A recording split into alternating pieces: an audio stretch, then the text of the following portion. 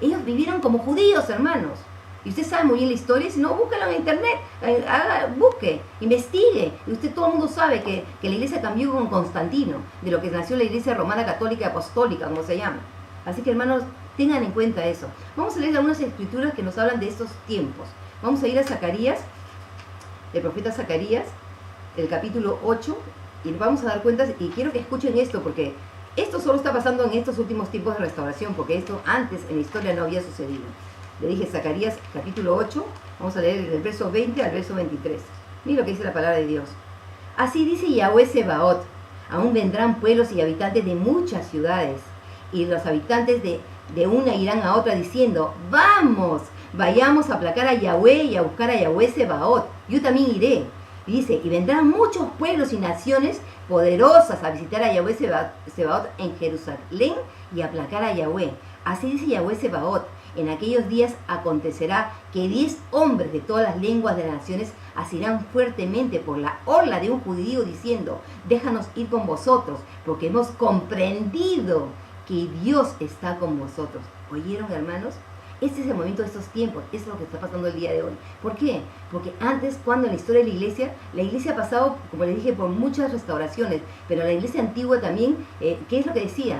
Que la iglesia había reemplazado a Israel en las promesas de Dios.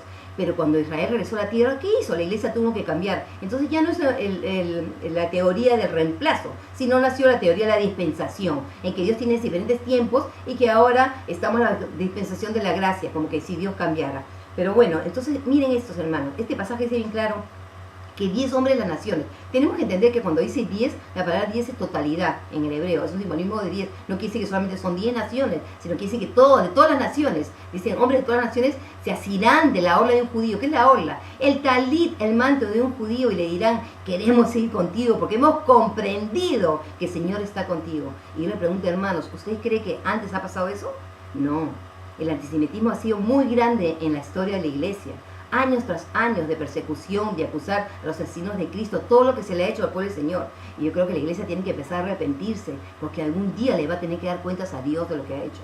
Entonces, en esos tiempos, es que muchas iglesias están entendiendo todo eso, están invitando rabinos que vengan y que enseñen, están practicando las fiestas. Entonces, esto es lo que está pasando en estos últimos tiempos.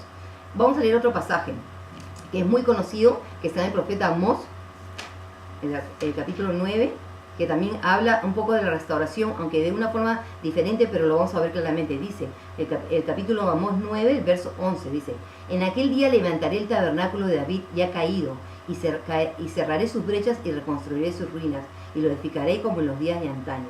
¿Qué está haciendo levantar el tabernáculo de David? ¿Qué significa el tabernáculo de David? Bueno, si nosotros sabemos por la historia de David, ¿qué es lo que hizo? David hizo la centralización, trajo el arca del pacto a Jerusalén, es el que planeó hacer el templo, pero es el que puso los cantores, los levitas, el que hizo el orden de adoración. Entonces cuando la palabra está diciendo que restauraré, levantaré de nuevo, está hablando, es kum, levantar, la palabra hebrea, que significa algo que estaba caído, destruido. Y tristemente todo eso ha sido caído, destruido, porque la iglesia está apartada de sus raíces hebreas. Ahora, vamos a ver otro pasaje. Vamos a ir a Isaías 58, 11, 14. Y este pasaje me impresionó muchísimo. Y así, hermanos, por eso le digo, no me escuchen a mí, escuchen lo que dice la palabra, lo que el Eterno nos está dejando en su palabra. Si usted considera la palabra de Dios inspirada y su palabra santa, entonces escuche el mensaje de las Escrituras. Miren lo que dice Isaías 58, vamos a leer del 11 al 14. Dice, Yahweh te pastoreará siempre, y en la sequía saciará tu alma y dará vigor a tus huesos. Serás un huerto bien regado, un manantial cuyas aguas nunca faltan. Los tuyos reedificarán las ruinas antiguas. Volverás a levantar los cimientos de muchas generaciones y serás llamado reparador de brechas, restaurador de senderos para descansar. Los senderos antiguos, hermanos. Pero mire lo que sigue, lo que dice. Ojo, escuche, oído, preste oído, atención. Si detienes tus pies en el Shabbat para no hacer lo que te plazca en mi día santo, si llamas al Shabbat tu delicia, santo, glorioso de Yahweh, y lo honras, no yendo en tus propios caminos, ni buscando tus propios placeres, ni hablando de tus propios asuntos, entonces Yahweh será tu delicia. Te hará subir sobre las alturas de la tierra y te alimentará con la herencia de tu padre Jacob, porque lo habló la boca de Yahweh. ¿Están oyendo, hermanos? Qué pasaje tan precioso, está hablando de la restauración, que serás llamado reparador de brechas de las sendas antiguas. Y por eso, hermanos, las personas que están enseñando que hay que guardar el Shabbat, que hay que guardar las fiestas del Eterno, ese es el mensaje profético de estos tiempos. Escuche, hermano, no cierre sus ojos, no endurezca su corazón al mover el espíritu de estos últimos tiempos. Revise la palabra. Yo me pregunto, siempre digo a la gente, ¿cuántas veces he hecho la pregunta, hermanos cristianos que están en la iglesia? ¿Cuántos de ustedes son honestos? Digan, pongan su mano al corazón y díganme, ¿han leído ustedes la Biblia? Estoy hablando la totalidad de la palabra. ¿Han leído desde el principio al final? Entonces, ¿cómo pueden saber el mensaje de las Escrituras si no conocen la palabra de Dios? Escuche la palabra, escuche lo que está escrito. Para eso el Señor nos dejó su palabra, para estudiarla y escudriñarla. No nos la dejó para leerla, nos la dejó para que la estudiáramos. Porque hay un mensaje en la palabra y el mensaje es el mismo. Nuestro Señor es el mismo hoy, ayer y siempre. Él no cambia. Ahora, quiero que vayamos a Malaquías 4, donde habla de esta venida, esta segunda venida, como se puede decir, del profeta Elías. Como les estoy explicando, no es una segunda venida de Elías, sino es el espíritu de Elías para estos últimos tiempos. Vayan al libro de Malaquías, el capítulo 4. Vamos a ver. Miren lo que dice. El capítulo 4 es muy corto, tiene solamente 6 versículos. Y el primer verso nos habla de qué está hablando. Dice, ciertamente viene el día ardiente como un horno, donde todos los soberbios y todos los que hacen maldad serán estopa. Aquel día vendrá y los abrazará, y no quedará de ellos rama ni raíz, dice Yahweh Sebaot. Claramente vemos que está hablando del día del Señor, el último día, el día de la venida del Señor. Dice, para más vosotros, los que teméis mi nombre, nacerá el sol de justicia, trayendo salvación en sus alas, y saldréis y saltaréis como becerros salidos del establo. Sabemos que este pasaje se refiere a nuestro Mesías. Dice, y hollaréis a los malos, que serán como el polvo bajo las plantas de vuestros pies, en el día que yo preparo, dice Yahweh Sebaot.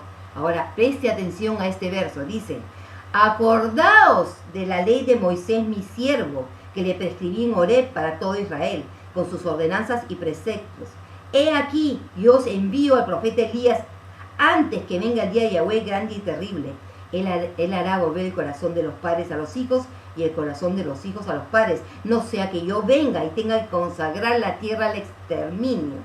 Entonces dice que antes de la venida de Elías, y como les estoy diciendo, es el espíritu de Elías de estos últimos tiempos, la restauración de estos últimos tiempos, ¿qué es lo que dice? ¿Cuál es el mensaje? Acordaos de la ley de Moisés, mi siervo que le prescribí en Horeb para todo Israel, con sus ordenanzas y preceptos. Y ahora, hermanos, si usted cree que Israel se refiere al Israel, al pueblo judío, y no a la iglesia, está completamente equivocado. Porque la iglesia ha sido injertada a Israel. La iglesia no puede existir aparte de Israel. La iglesia está injertada, es el olivo silvestre injertado al olivo natural, que es Israel. Miren lo que dice el libro de Efesios. Por si acaso, si no lo han leído o no tienen conocimiento, para que ustedes puedan entender claramente estos tiempos. Miren lo que dice Efesios capítulo 2, verso 11. Miren lo que dice la palabra.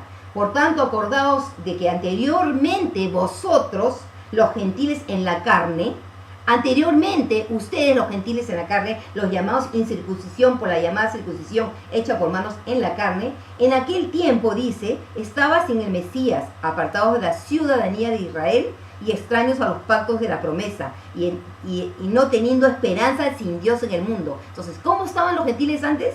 Sin esperanza. ¿Por qué estaban alejados de las promesas, de los pactos, sin Dios, sin el Mesías?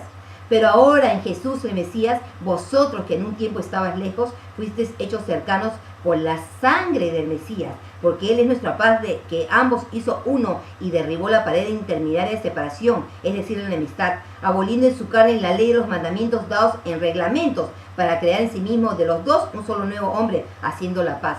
Ahora, yo les voy a aclarar esto, hermano, porque acá hay una confusión terrible. Creen que cuando dice aboliendo en su carne la ley de los mandamientos dados en reglamentos, piensan que se refiere a la Torá, que el Mesías abolió. Eso no quiere decir esto, hermano. Acá está hablando aboliendo en su carne la ley de los mandamientos dados en dogma. Busquen su Biblia en una interlineal griega. Acá la palabra es dogmatizo, dogma, porque ¿qué es un dogma? Un decreto de hombre. ¿Y de qué está hablando Pablo?